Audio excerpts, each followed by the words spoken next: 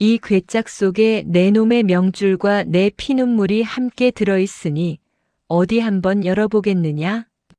억울한 누명을 쓰고 만신창이가 된 채 고갯마루에 버려진 한 선비의 절규가 밤하늘을 가릅니다. 평생을 형제처럼 믿었던 중마고우에게 전 재산을 뺏기고 도둑놈이라는 낙인까지 찍힌 채 쫓겨난 박선비. 그가 손에 쥔 것은 조롱 섞인 비웃음과 함께 던져진 낡고 볼품없는 나무 괴짝 하나뿐이었습니다. 그런데 말입니다, 여러분들.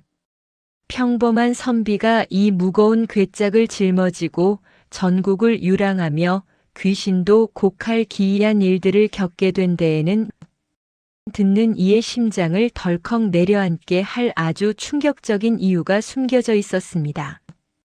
대체 그 썩어가는 나무 괴짝 속에는 무엇이 들었기에 주인을 지옥까지 끌고 갔다가 다시 정승판서 부럽지 않은 자리로 올려놓은 것일까요? 지금부터 그 기묘하고도 통쾌한 야담 속으로 여러분을 모시겠습니다. 안녕하세요. 시니어 탐정 실화극 채널을 찾아주셔서 감사드립니다. 이야기가 마음에 드신다면 무료인 구독과 좋아요 그리고 알람 설정을 해주시면 영상 제작에 큰 힘이 됩니다. 그럼 지금부터 옛 이야기 속으로 함께 들어가 보시겠습니다. 옛날 저 멀리 남도 땅 어느 한적한 골짜기에 박선비라 불리는 사내가 살고 있었습니다. 이름은 문수라 하였으나 워낙 집안이 기울어 글공부보다는 산에서 나무를 해다 장에 내다 파는 일이 일상이었지요. 비록 옷소매는 헤어지고 끼니는 죽으로 때우기 일쑤였으나 박선비의 눈빛만은 맑은 샘물처럼 투명했답니다. 그는 조상 대대로 내려온 정직이라는 가훈을 목숨처럼 여기며 남의 물건에는 눈길 한 번 주지 않는 대쪽 같은 성품을 지녔습니다. 어느 추운 겨울날이었습니다. 박선비는 시린 손을 호호 불며 산을 내려오고 있었지요. 지게 위에는 땔감이 가득했고 그의 마음속에는 장터에 나가 이 나무를 팔아 알아놓으신 노모에게 드릴 약 한 첩을 지을 생각뿐이었습니다. 그런데 마을 어귀 주막 거리에서 누군가 그의 이름을 크게 부르는 것이 아니겠습니까? 이복의 문수. 자네 아직도 그렇게 고생하며 사는가? 고개를 들어보니 어린 시절 서당에서 함께 먹을 갈던 친구 김판수였습니다. 판수는 비단 도포를 걸치고 구슬 갓끈을 늘어뜨린 채 거드름을 피우며 서 있었습니다. 그는 이미 도회지에서 큰 장사를 하여 거부가 되었다는 소문이 자자했지요. 박선비는 반가운 마음에 지게를 내려놓고 인사를 건넸습니다. 오랜만이네, 판수. 자네는 여전히 풍채가 좋구먼. 나는 그저 이 산이 내어주는 만큼만 먹고 사니 큰 욕심은 없다네. 하지만 판수의 눈빛은 묘하게 번뜩였습니다. 그는 박선비의 거친 손을 잡으며 짐짓 안타까운 표정을 지었습니다. 자네처럼 재주 있는 사람이 이런 산구석에서 썩다니 내 마음이 다 아프네. 내 이번에 북방과 거래하는 큰 장사가 하나 있는데 자네가 가진 미천을 조금만 보태게나. 내 석 달 안에 그 돈을 10배로 불려주겠네. 자네 노모님 편히 모셔야 하지 않겠나? 박선비는 고개를 가로저었습니다. 평생 남에게 돈을 빌려본 적도 큰 돈을 탐해본 적도 없었기 때문입니다. 하지만 판수는 집요했습니다. 매일같이 박선비의 초가 삼간을 찾아와 술상을 차리고 화려한 미래를 그려 보였습니다. 박선비는 점점 마음이 흔들리기 시작했습니다. 나야 고생해도 상관없지만 겨울마다 냉골에서 주무시는 어머니를 생각하면 하는 마음이 고개를 든 것이지요. 결국 박선비는 조상들이 물려준 작은 논밭과 살고 있는 집까지 저당 잡혀 은전백량을 마련했습니다. 그것은 박선비 가문의 전 재산이자 그의 목숨 줄과도 같은 돈이었습니다. 판수는 돈괴를 챙기며 호기롭게 웃었습니다. 걱정 말게 친구. 내 석 달 뒤에 이 궤짝 가득 황금을 채워 돌아오겠네. 그렇게 판수는 떠났고 박선비는 텅 빈 방 안에서 달력을 넘기며 친구의 소식을 기다리기 시작했습니다. 그러나 열흘이 지나고 한 달이 지나고 약속한 석 달이 다 되어 가도록 판수에게서는 서신 한 장 도착하지 않았습니다. 마을 사람들 사이에서는 판수가 노름판에서 돈을 다 날렸다는 흉흉한 소문이 돌기 시작했고 박선비의 가슴은 시커멓게 타들어갔습니다. 어느덧 약속한 100일째 되는 날 박선비는 참다 못해 판수가 머문다는 이웃 고을의 대저택을 찾아가기로 결심했습니다. 집신 끈을 동여매는 그의 손이 가늘게 떨리고 있었습니다. 그것이 앞으로 닥칠 거대한 비극의 시작임을 그 소박한 선비는 꿈에도 알지 못했답니다. 박선비가 이웃 고을에 있는 판수의 저택을 찾아가는 길은 멀고도 험했습니다. 평소 산길을 타며 단련된 몸이었으나 마음속에 짐을 가득 얹고 걷는 길은 발걸음마다 천근만근 무거웠지요. 고개 넘어 판수의 집 앞에 도착하니 대문은 으리으리하고 담벼락은 끝도 없이 이어져 있었습니다. 박선비는 조심스럽게 대문을 두드렸습니다. 이복에 판수 있느냐? 나 문수일세. 한참 뒤에야 문이 열리고 나타난 판수는 예전에 그 살가운 친구가 아니었습니다. 화려한 비단 옷을 걸친 채 거만한 눈빛으로 박선비를 내려다보았지요. 하지만 박선비가 재촉하지도 않았는데 판수는 갑자기 손을 덥석 잡으며 마당 안으로 이끌었습니다. 오, 문수. 내 자네를 기다리고 있었네. 장사가 아주 잘 되었어.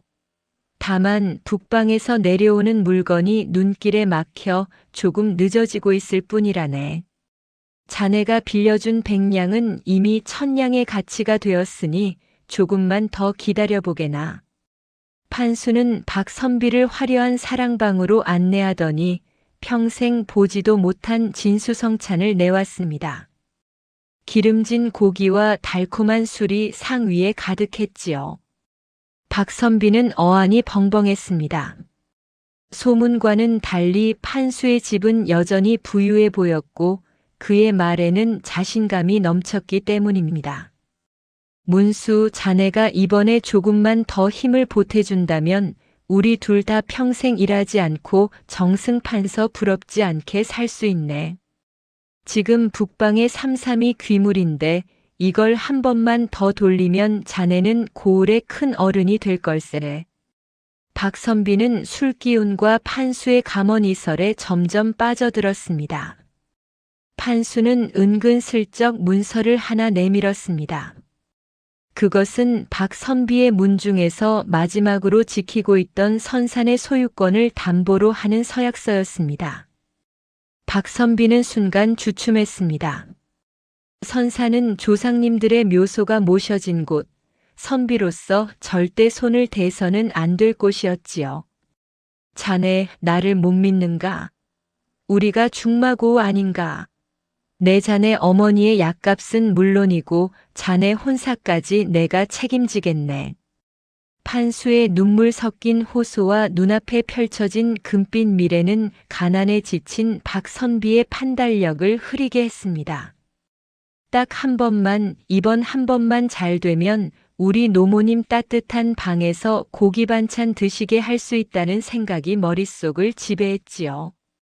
결국 박선비는 떨리는 손으로 인장을 찍고 말았습니다. 그날 밤 박선비는 판수가 내준 방에서 잠을 청하며 달콤한 꿈을 꾸었습니다. 으리으리한 기와집에서 노모를 모시고 동네 아이들에게 글을 가르치며 존경받는 자신의 모습을 말입니다. 그것은 아주 작지만 눈부신 희망이었고 박선비는 그것이 독이 든 성배인 줄도 모른 채 깊은 잠에 빠져들었습니다. 다음 날 아침 판수는 박선비의 어깨를 두드리며 말했습니다. 한 달 뒤에 오게나. 그때는 이 마당에 황금을 쌓아두고 자네를 맞이할 테니. 박선비는 가벼운 발걸음으로 집으로 돌아왔습니다. 돌아오는 길에 만나는 산새 소리도 시냇물 소리도 모두 만복을 축하하는 노래처럼 들렸지요. 그는 집에 도착하자마자 노모의 손을 꼭 잡으며 조금만 참으시라고, 이제 우리 팔자가 필 것이라고 호언장담했습니다. 하지만 마을 사람들은 박선비의 얼굴에 어린 화색을 보며 수군거렸습니다. 박선비가 단단히 홀린 모양이야. 판수 그놈은 이미 이 바닥에서 소문난 사기꾼인데. 그러나 희망의 눈이 먼 박선비의 귀에는 그런 충고가 들릴 일이 없었습니다. 그는 매일 아침 마을 어귀 선앙당에 기도를 올리며 친구의 장사가 무사히 성사되기만을 바라고 또 바랐습니다. 그것이 박선비 인생에서 가장 행복했으나 가장 어리석었던 한 달의 기록이었습니다. 약속한 한 달이 하루하루 다가올수록 박선비의 마음은 설렘으로 가득 찼습니다. 그는 매일 아침 대문 앞을 쓸며 친구 판수가 황금을 가득 실은 수레를 끌고 나타나기만을 기다렸지요. 하지만 야속한 시간은 화살처럼 흘러 어느덧 약속한 날이 되었음에도 고을 어귀에는 개미 한 마리 보이지 않았습니다. 하루가 지나고 이틀이 지나도 소식은커녕 인편조차 없었습니다. 박선비는 불안한 마음을 억누르며 다시 판수의 저택을 향해 길을 떠났습니다. 그런데 이번에 도착한 판수의 집 분위기는 지난번과는 사뭇 달랐습니다. 으리으리했던 대문은 굳게 닫혀 있었고 집 주변에는 험상궂게 생긴 장정들이 몽둥이를 들고 서성이고 있었지요. 박선비가 다가가 문을 두드리려 하자 장정 하나가 앞을 막아섰습니다. 누군데 남의 대문을 함부로 두드리는 것이냐? 박선비는 당황하며 대답했습니다. 나는 이 집 주인인 김판수의 오랜 벗 박문수라고 하네. 판수와 약조한 일이 있어 찾아왔으니 길을 비켜주게. 장정들은 서로 눈짓을 주고받더니 비웃음을 흘렸습니다. 김판수. 그날이는 지금 큰 장사를 하러 명나라로 떠나셨다. 언제 돌아올지도 모르는 분을 왜 여기서 찾느냐? 썩 물러가지 못할까? 박선비의 가슴이 덜컥 내려앉았습니다. 명나라라니요? 분명 한 달 뒤면 황금을 쌓아두겠다고 호언장담하던 친구였습니다. 박선비는 물러서지 않고 소리쳤습니다. 그럴 리가 없네. 내 전 재산과 선산 문서까지 그에게 맡겼단 말이네. 제발 판수를 만나게 해주게. 그때였습니다. 굳게 닫혔던 대문이 슬쩍 열리더니 판수의 집사라는 자가 얼굴을 내밀었습니다. 그는 차가운 미소를 지으며 박선비에게 다가와 귓속말로 속삭였습니다. 박선비님, 너무 소란을 피우지 마십시오. 나리께서는 이미 자네의 돈을 모두 북방 상단에 넘기셨고 그 상단이 산적을 만나 몰살당했다는 소식을 들으셨습니다. 나리께서도 충격이 커서 요양을 떠나신 것이니 공연히 여기서 매를 벌지 말고 돌아가시지요. 박선비는 하늘이 무너지는 기분이었습니다. 산적을 만나 몰살당했다니요? 그것은 박선비뿐만 아니라 그의 조상님과 노모의 목숨줄이 끊어졌다는 말과 같았습니다. 하지만 사실 이 모든 것은 판수가 짜놓은 치밀한 연극이었습니다. 판수는 이미 박선비에게 받은 돈으로 고을 사또에게 뇌물을 바쳐 뒷배를 만들었고 박선비의 선산을 팔아치울 준비를 마친 상태였습니다. 판수는 집 안 깊숙한 곳에서 창호지 구멍으로 박선비의 절규를 지켜보며 차갑게 비웃고 있었습니다. 문수, 자네는 너무 정직해서 탈이야. 세상은 정직한 놈의 주머니를 털어 영리한 놈이 배를 채우는 법이지. 판수는 박선비를 친구가 아닌 그저 자기 곳간을 채워줄 손쉬운 먹잇감으로 여겼던 것입니다. 박선비는 밤새 판수의 집 앞에서 석고대죄하듯 엎드려 울부짖었습니다. 그러나 돌아오는 것은 차가운 밤이슬과 장정들의 발길질 뿐이었습니다. 이보게들 제발 판수에게 전해주게. 돈은 못 받아도 좋으니 조상님 묘가 있는 선산 문서만은 돌려달라고 말이네. 하지만 음모의 덫은 이미 박선비의 목을 죄어오고 있었습니다. 판수는 단순히 돈을 뺏는 것에 그치지 않고 박선비가 다시는 고개를 들고 살지 못하도록 더 큰 함정을 파놓았습니다. 그것은 박선비의 결백을 송두리째 뿌리 뽑을 무시무시한 계획이었습니다. 박선비는 자신이 믿었던 우정이라는 이름의 칼날이 자신의 심장을 향해 다가오고 있다는 사실을 까맣게 모른 채 어두운 밤하늘을 보며 통곡할 뿐이었습니다. 판수의 집 앞에서 며칠을 밤이슬 맞으며 버티던 박선비는 기어이 몸져 눕고 말았습니다. 정신이 아득한 와중에도 판수야, 내 돈, 우리 선산 하고 헛소리를 내뱉었지요. 그런데 정신을 차려보니 박선비가 누워있는 곳은 판수의 따뜻한 사랑방이 아니라 차디찬 관가의 형틀 앞이었습니다. 주변에는 시퍼런 포졸들이 창을 들고 서 있고 저 높은 단상 위에는 고을 사또가 서슬 퍼런 눈으로 박선비를 내려다보고 있었지요. 박선비는 영문을 몰라 벌벌 떨며 물었습니다. 나으리, 이게 어찌 된 일입니까? 저는 그저 제 돈을 찾으러 갔을 뿐인데 왜 저를 포박하신 것입니까? 사또는 책상을 탁 치며 호통을 쳤습니다. 닥치거라. 이 파렴치한 놈아. 내 놈이 김판수 나리의 자비심을 악용하여 거짓 문서를 꾸며 대저택을 가로채려 했다는 고발이 들어왔다. 뿐만 아니라 어젯밤 판수 나리의 곳간에 몰래 잠입하여 귀한 보물을 훔치려다 들통이 났다지. 박선비는 가슴이 덜컥 내려앉았습니다. 아니옵니다. 저는 평생 남의 물건에 손을 댄 적이 없는 선비입니다. 오히려 판수가 제 전 재산을 빌려가 놓고 입을 닦은 것이옵니다. 그때 판수가 화려한 도포 자락을 휘날리며 관가 마당으로 들어섰습니다. 그의 눈에는 눈물이 그렁그렁 맺혀 있었으나 그것은 명백한 거짓 눈물이었지요. 판수는 사또 앞에 엎드리며 연기를 시작했습니다. 사또 나리, 제 벗이 가난에 찌들어 제정신을 잃은 모양입니다. 제가 불쌍히 여겨 몇 번 돈을 쥐어주었더니 이제는 아예 제 집이 자기 것이라 우기며 밤중에 흉기를 들고 담을 넘었습니다. 부디 엄히 다스려 주시되 목숨만은 살려주옵소서. 박선비는 기가 막혀 말이 나오지 않았습니다. 흉기를 들고 담을 넘다니요?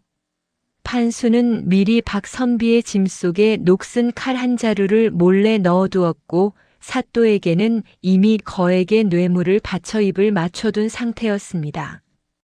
사또는 박선비의 결백을 주장하는 목소리를 무참히 짓밟았습니다. 저놈의 입을 쳐라. 증좌가 명백하거늘 어찌 거짓을 고하느냐. 여봐라, 저놈은 양반의 신분을 망각하고 도둑질을 일삼았으니 곤장 100대를 치고 이 고을에서 영구히 추방하라. 억울합니다. 억울합니다. 사또 나리. 박선비의 비명이 관가 마당에 메아리 쳤습니다. 굵직한 곤장이 박선비의 볼기와 등을 사정없이 내리쳤습니다. 한 대가 내려칠 때마다 살점이 터지고 피가 튀었지만 육신의 고통보다 더 아픈 것은 믿었던 우정의 파편이 가슴을 찌르는 통증이었습니다. 마을 사람들은 관과 담장 너머로 이 광경을 보며 혀를 찼습니다. 쯧쯧, 박선비가 미쳐도 단단히 미쳤지. 감히 누굴 건드려? 진실은 가려지고 거짓이 빛을 발하는 순간이었습니다. 판수는 매를 맞는 박선비를 보며 입가에 비열한 미소를 지었습니다. 문수야, 이것으로 내 놈과 나의 인연은 끝이다. 이제 너는 도둑놈이라는 낙인이 찍혔으니 평생 어디 가서 명함도 내밀지 못할 것이다. 정신이 혼미해진 박선비의 귓가에 사또의 판결이 쐐기를 박았습니다. 저놈의 집과 남은 가산을 모두 몰수하여 피해자인 김판수에게 배상하게 하고 저놈은 알몸으로 쫓아내거라. 박선비는 그렇게 조상 대대로 지켜온 명예와 노모를 모실 단 한 칸의 방마저 빼앗기고 말았습니다. 매질이 끝나고 만신창이가 된 박선비는 가만히기에 쌓여 마을 밖 고갯마루에 버려졌습니다. 비가 추적추적 내리는 밤이었습니다. 그는 피 섞인 침을 뱉으며 하늘을 원망했습니다. 하늘이시여, 정령 공평함은 어디에 있단 말입니까? 하지만 돌아오는 것은 차가운 빗소리와 저 멀리 판수의 집에서 들려오는 풍악 소리뿐이었습니다.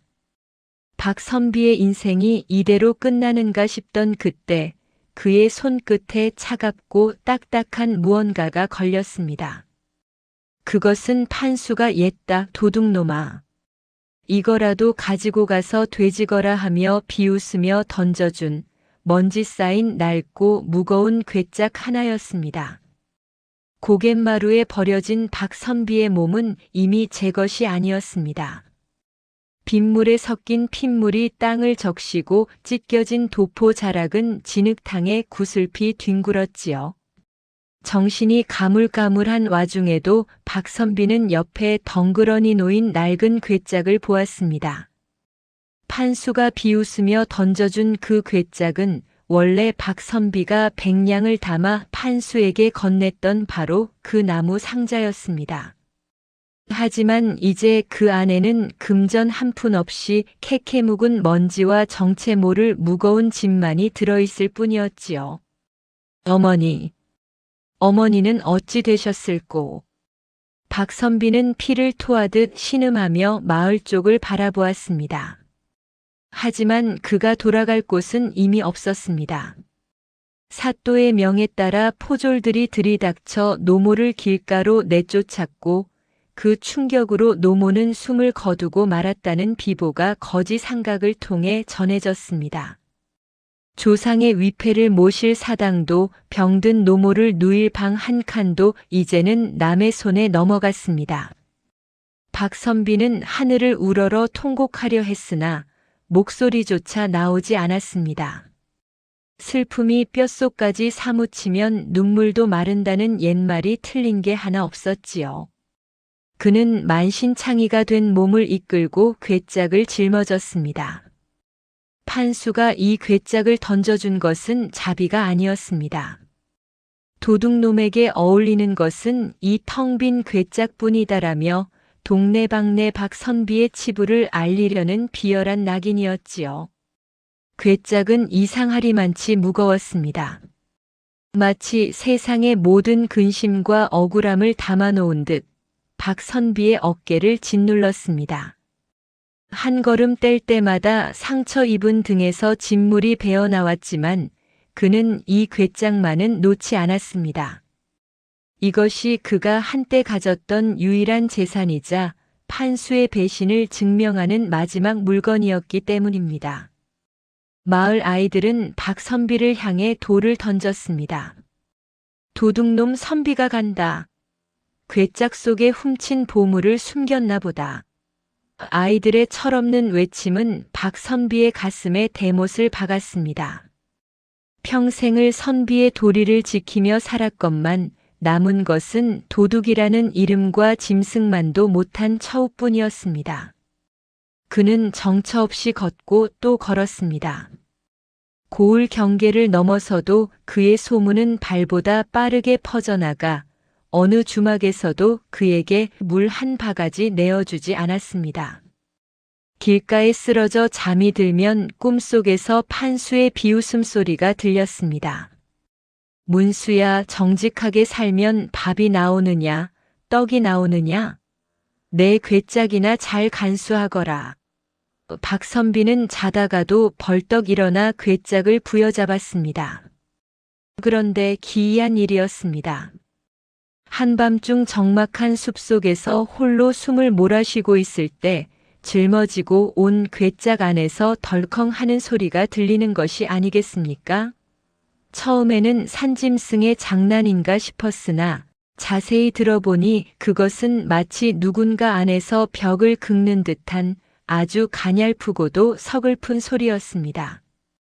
박선비는 겁이 났으나 이미 죽음 문턱까지 갔던 몸이라 두려울 것이 없었습니다. 그는 떨리는 손으로 괴짝의 자물쇠를 만져보았습니다.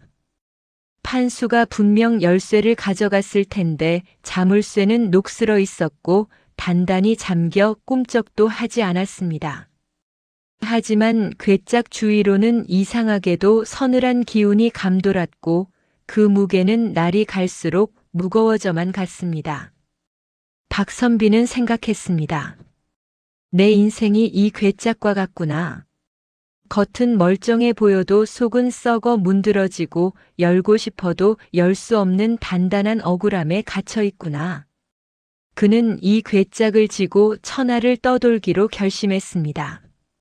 정의가 죽고 탐욕이 판치는 이 고을을 떠나 어딘가에 살아있을지 모르는 하늘의 이치를 찾기 위해서였지요. 그렇게 박선비는 벼랑 끝에 선 심정으로 무거운 비밀을 짊어진 채 끝을 알 수 없는 방랑의 길로 첫 발을 내디뎠습니다. 박선비가 고향 땅을 등지고 떠난 지도 어느덧 서너 달이 훌쩍 지났습니다. 한때는 정갈한 선비의 모습이었으나 이제 그의 행색은 영락없는 거렁뱅이였습니다. 머리는 헝클어져 칡덩굴 같고 집시는 닳고 닳아 맨발바닥이 땅에 닿아 피멍이 들었지요. 하지만 이상하게도 그가 짊어진 낡은 괴짝만은 세월의 풍파 속에서도 썩지 않고 오히려 은은한 윤기를 내기 시작했습니다.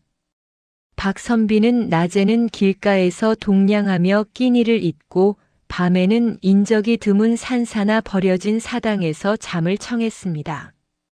그런데 길을 떠난 지 100일째 되던 날 밤이었습니다. 깊은 산속 어느 이름 없는 선앙당 아래서 밤을 지새우는데 괴짝 속에서 다시금 기이한 소리가 들려왔습니다. 스륵 스르륵.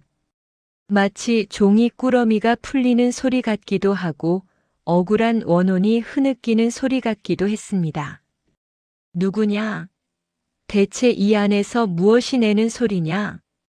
박선비가 소리쳤으나 돌아오는 것은 밤바람 소리뿐이었습니다. 그는 괴짝의 틈새로 눈을 가져다 대보았습니다. 그런데 놀랍게도 괴짝의 이음새 사이로 푸르스름한 빛이 새어나오는 것이 아니겠습니까? 그 빛은 박선비의 눈을 멀게 할 만큼 강렬하지는 않았지만 보고 있노라면 마음속 깊은 곳에 맺힌 응어리가 살며시 풀리는 듯한 묘한 따스함을 머금고 있었습니다. 더욱 기이한 것은 그날부터였습니다. 박선비가 괴짝을 짊어지고 길을 걸으면 평소에는 무거워서 어깨가 빠질 듯 했던 괴짝이 가끔은 깃털처럼 가벼워지곤 했습니다. 특히 불의를 보거나 억울한 사정을 겪는 사람 곁을 지날 때면 괴짝은 마치 살아있는 짐승처럼 덜덜 떨리며 박선비의 발길을 그쪽으로 이끌었습니다. 어느 날은 장터를 지나는데 한 부유한 상인이 가난한 과부의 물건을 억지로 빼앗으려 하고 있었습니다. 박선비가 그 곁을 지날 때 어깨 위 괴짝이 갑자기 천근만근 무거워지며 그를 상인 앞에 멈춰 세웠습니다. 박선비는 저도 모르게 입을 열어 호통을 쳤지요. 이보시오. 하늘이 두렵지도 않소? 남의 눈에 피눈물을 내면 제 눈에는 진물이 나는 법이요. 상인은 웬 거지가 참견이냐며 박선비를 밀치려 했으나 괴짝에서 뿜어져 나오는 서늘한 기운에 몸을 떨며 뒷걸음질 쳤습니다. 주변 사람들은 박선비의 등 뒤에 있는 괴짝이 마치 집채만 한 호랑이처럼 위엄있게 보였다고 수군거렸습니다. 박선비 자신은 알지 못했지만 그 낡은 나무 상자는 주인의 억울함과 정직함을 먹고 조금씩 그 신비로운 힘을 드러내고 있었던 것입니다. 하지만 박선비의 고통은 여전했습니다. 밤이면 판수에게 배신당한 기억이 칼날이 되어 심장을 후볐고 굶주림은 뼈마디를 갉아먹었습니다. 그는 때때로 괴짝을 바위에 내던지며 울부짖었습니다. 이 괴짝 속에 금은 보화가 들었으면 무엇하며 귀신이 들었으면 무엇하단 말이냐. 내 어머니를 살려내고 내 명예를 돌려달란 말이다. 그러나 괴짝은 침묵 속에 박선비의 울분을 받아낼 뿐이었습니다. 방랑이 깊어질수록 박선비는 깨달았습니다. 이 괴짝은 단순히 판수가 버린 쓰레기가 아니라 자신이 짊어져야 할 운명의 무게이자 진실로 가는 유일한 열쇠라는 사실을 말입니다. 그는 비가 오나 눈이 오나 괴짝을 지키며 전국의 산천을 누볐습니다. 소문은 꼬리에 꼬리를 물고 퍼져나갔습니다. 남쪽 어딘가에 귀신이 든 괴짝을 지고 다니는 미친 선비가 있다는 이야기가 저작거리를 떠돌게 되었지요. 박선비는 이제 단순히 도망치는 자가 아니었습니다. 그는 무언가를 찾고 있었습니다. 그것이 억울함을 풀어줄 관리인지 아니면 이 세상을 다스리는 보이지 않는 손인지 알 수 없었으나 괴짝의 소리가 점점 또렷해질수록 그는 자신이 가야 할 길에 가까워지고 있음을 느꼈습니다. 그리고 마침내 박선비의 발길은 구름도 쉬어간다는 험준한 지리산 자락의 어느 깊은 골짜기로 향하게 됩니다. 그곳에서 그의 인생을 통째로 바꿀 인연이 기다리고 있음을 괴짝은 이미 알고 있는 듯 떨림을 멈추지 않았습니다. 지리산의 깊고 푸른 안개는 박선비의 남루한 옷자락을 축축하게 적셨습니다. 이미 며칠째 제대로 된 끼니를 잊지 못한 박선비는 흐려지는 정신을 붙잡으며 산길을 헤매었지요.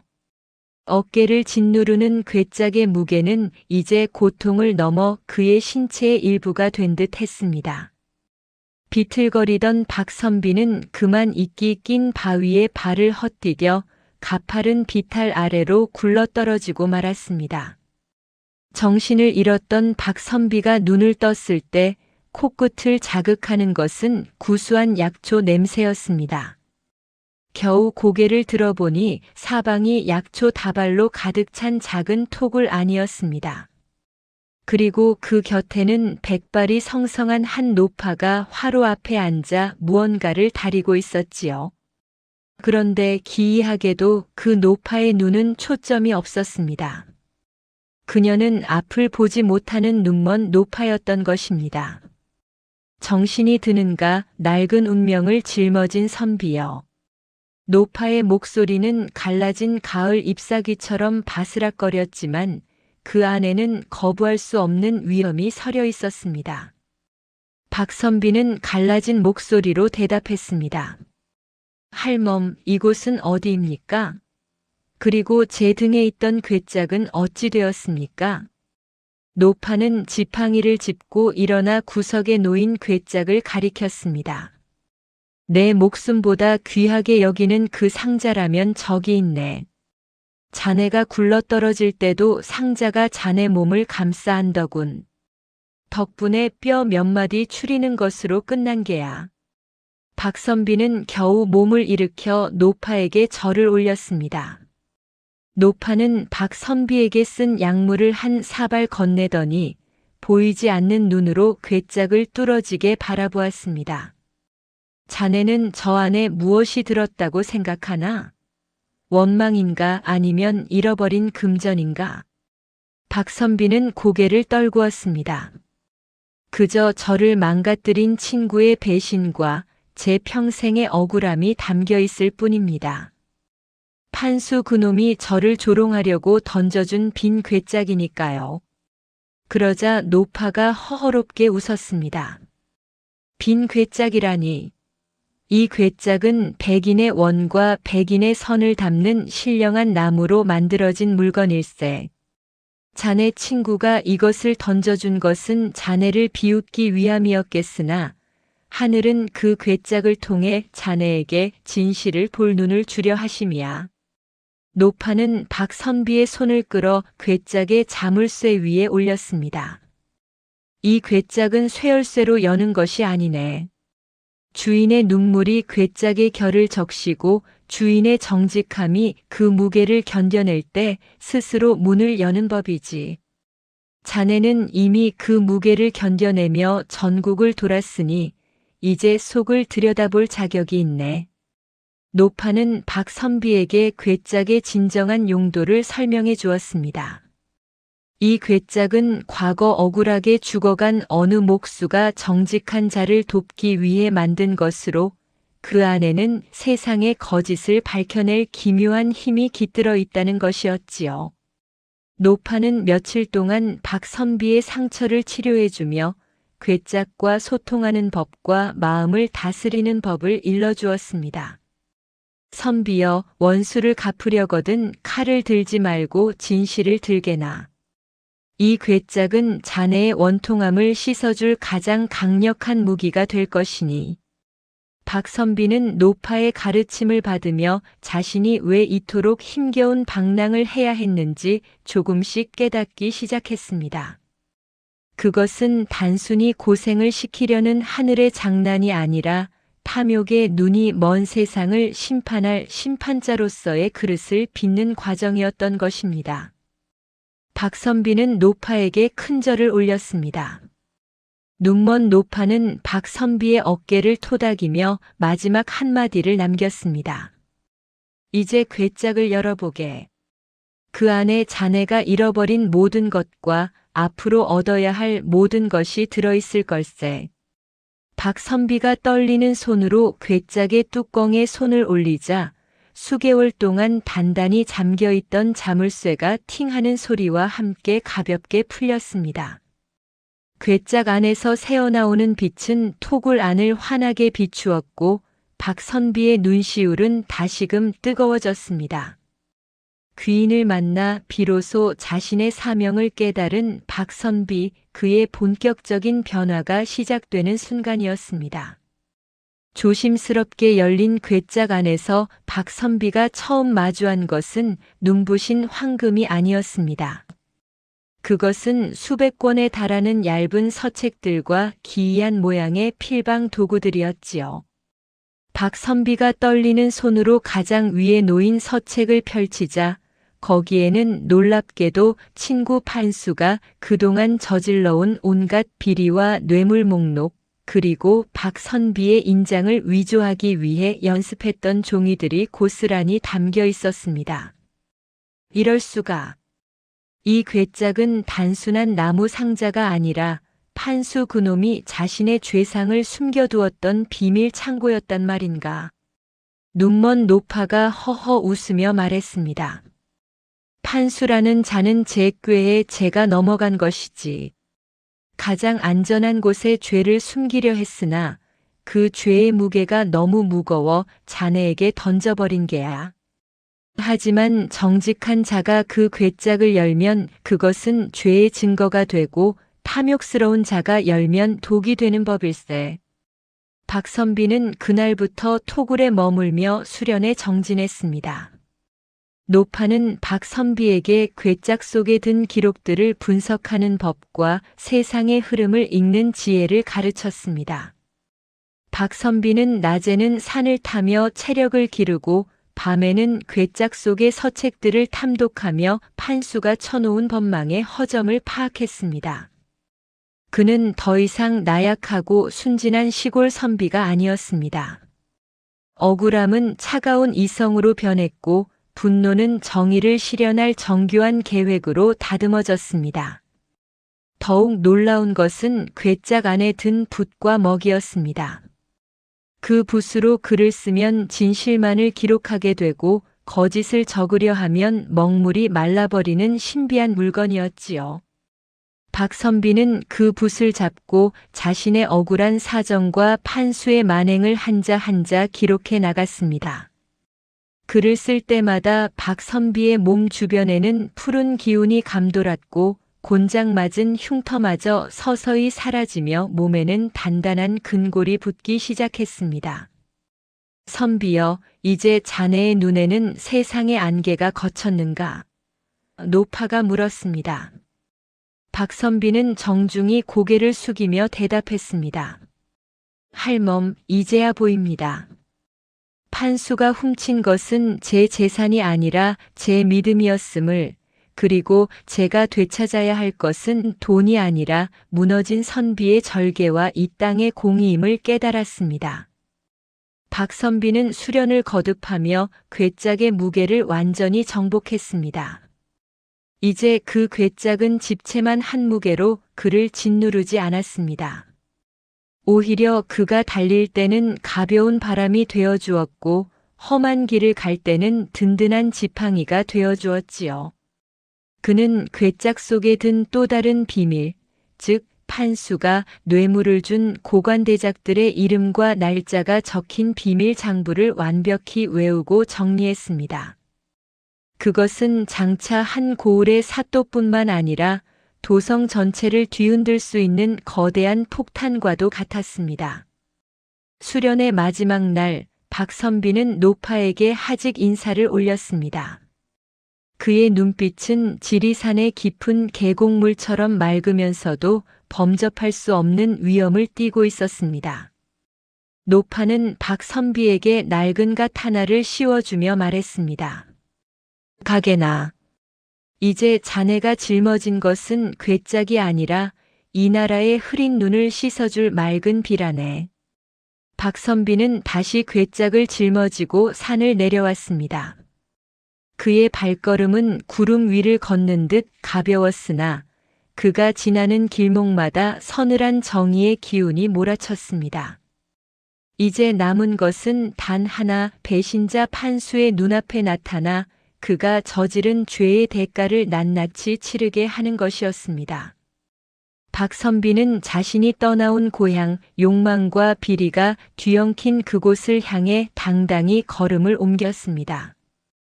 박선비가 고향 땅에 발을 들였을 때 마을은 예전에 평화롭던 모습이 아니었습니다.